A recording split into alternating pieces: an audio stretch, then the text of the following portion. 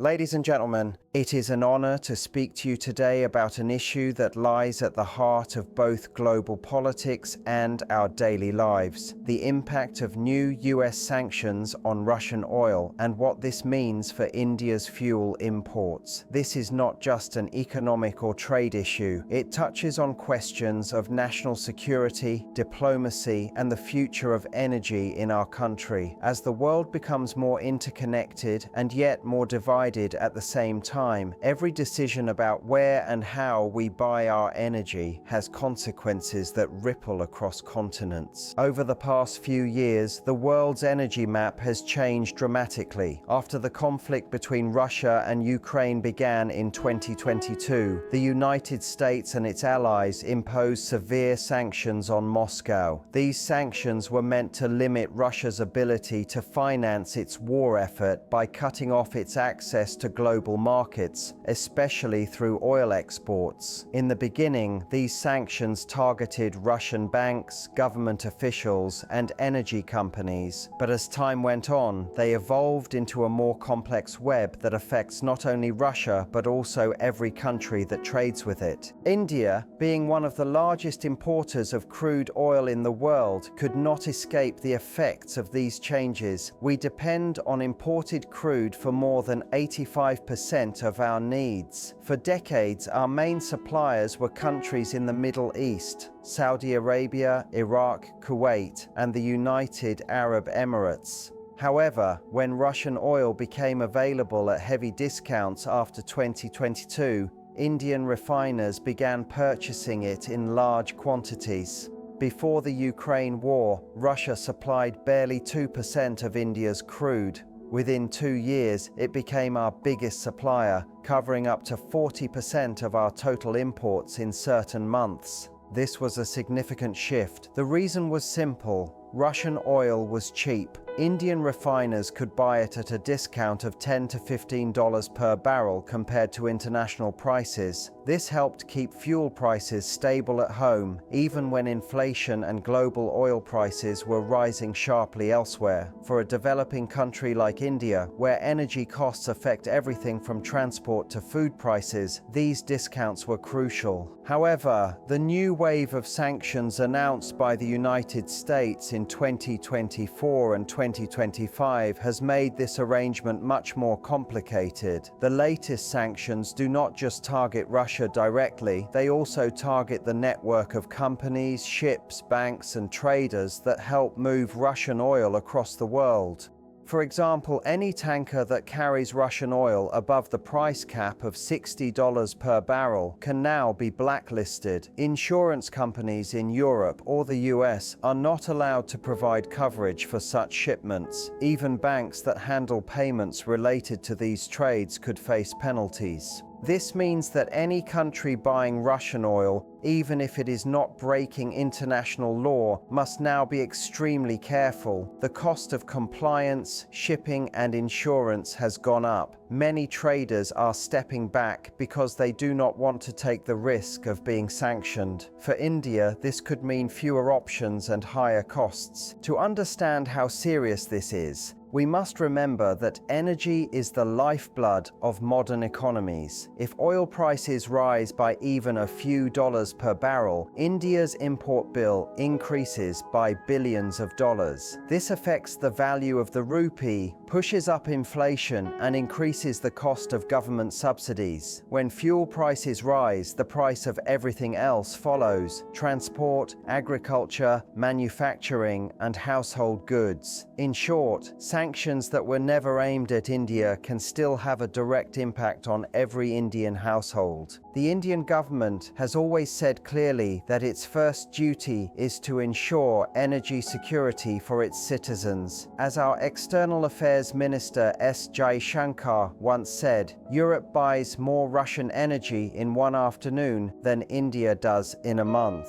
His point was simple: every nation has to put its own interests first. For India, buying affordable energy is not a matter of politics, but of necessity. Without stable energy supplies, our growth and development development goals would be at risk. Yet, this situation also places India in a delicate diplomatic position. On one side is the United States, a vital strategic partner with whom India shares strong ties in defense, technology, and trade. On the other side is Russia, a long-standing friend that has supplied not only oil but also defense equipment and nuclear technology for decades. Balancing these two relationships is a challenge. India must continue to protect its energy interests while maintaining good relations with both Washington and Moscow.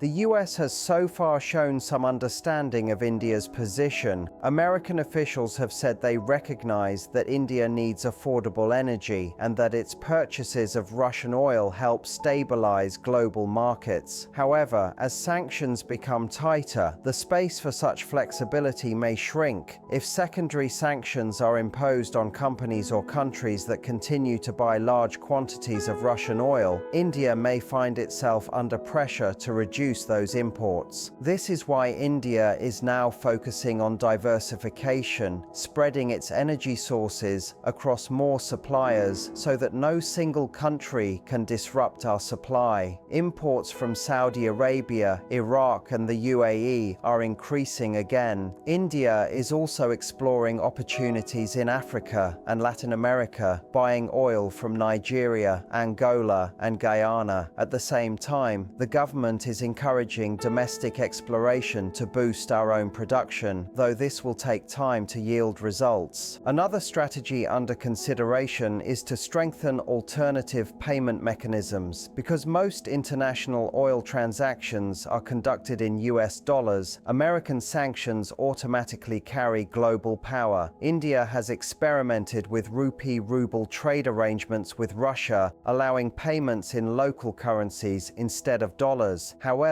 this system has faced challenges, including exchange rate imbalances and limited convertibility. Even so, the idea reflects a broader trend. Many countries are looking for ways to reduce dependence on the dollar-dominated system that gives the US such wide-reaching influence. Beyond economics, there is also the question of how these changes affect the global order. The sanctions against Russia have deepened the divide between Western and non-Western economies. As Europe reduces its dependence on Russian energy, Moscow has turned eastward toward Asia. Russia's oil now flows mainly to India and China. This has given both countries an unusual degree of leverage, but also exposed them to new risks. Any sudden tightening of sanctions or disruption in shipping routes could leave India scrambling to find alternative supplies. In this context, India's position as a voice for the global South becomes crucial. At international forums like the G20, BRICS, and the Shanghai Cooperation Organization, India can advocate for a fairer and more stable energy system, one that ensures developing countries are not forced to choose between affordability and compliance. Energy should not be weaponized. It should be treated as a global public good essential for development. However, the current situation also teaches us some hard lessons. We must recognize that relying too heavily on any one supplier, whether Russia or anyone else, creates vulnerability. Energy diversification is not just about finding new sellers, but about investing in new forms of energy altogether. India's long-term security lies in reducing dependence on imported fossil fuels. Our renewable energy program, with its ambitious targets for solar, wind, and green hydrogen, is a step in this direction. Every solar panel installed and every electric vehicle produced helps reduce our exposure to global oil politics. At the same time, we cannot ignore reality. The transition to clean energy will take time. For the next 2 or 3 decades, oil will remain a critical part of India's energy mix. During this period, our challenge will be to secure reliable supplies at affordable prices while managing geopolitical pressures. This will require diplomatic agility, strategic foresight, and technological innovation. Let us also consider the role of our refining industry. Indian refiners like Indian Oil, Bharat Petroleum, and Reliance have become global leaders in processing complex crude grades. Their ability to adapt to Russian oil has shown remarkable technical flexibility. However, the tightening of sanctions may affect their margins, logistics, and export competitiveness. If insurance and financing costs rise, even discounted crude may not remain cheap. Maintaining efficiency in our refining sector will therefore be essential. In conclusion, the new US sanctions on Russian oil remind us of a simple truth. In today's world, economics and geopolitics cannot be separated. Every barrel of oil carries not only energy but also political meaning. For India, the path forward lies in balance. Balancing our partnerships, balancing our interests, and balancing our immediate needs with our long-term goals. We must ensure that our energy policy serves the twin objectives of security and sustainability.